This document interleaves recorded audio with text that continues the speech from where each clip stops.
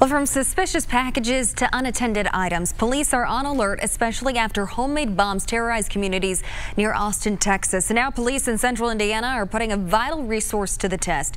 They're known as being the very best at detecting bombs. Our Paris Lubell was there as these teams were put in the middle of a real-life scenario. It's mocking a real-life scenario, replicating what has become an all-too-often threat. And trying to stop the threat before the worst happens is the job of these K-9 crime fighters.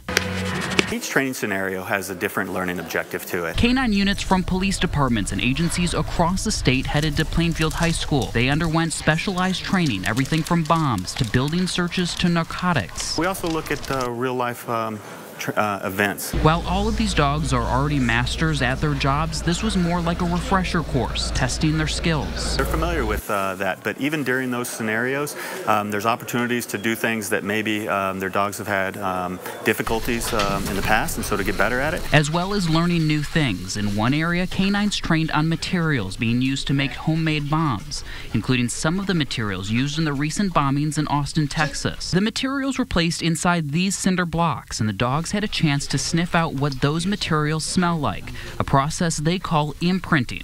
And that's not the only thing they did. They took threats from the real world and prepared each team. One of the training events, our scenarios that we were doing here, really was to make sure that our explosive dogs aren't moving packages as they sniff them. You know, sometimes the dogs might move something to get a better sniff at it. In this scenario, a mock setup for a speech by a VIP. K-9 searched the hallway and the gym for a homemade bomb. They say it's part of being ready for any threat. Hopefully be better prepared when an event does happen. Now, smaller trainings do occur throughout the year, but this is by far the largest one that occurs all year long. Well, Paris, I saw a lot of toys being thrown out during that training. What was that all about?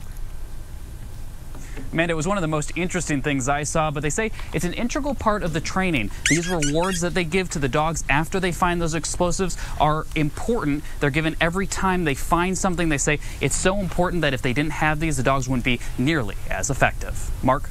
Our Paris Lubell live for us tonight.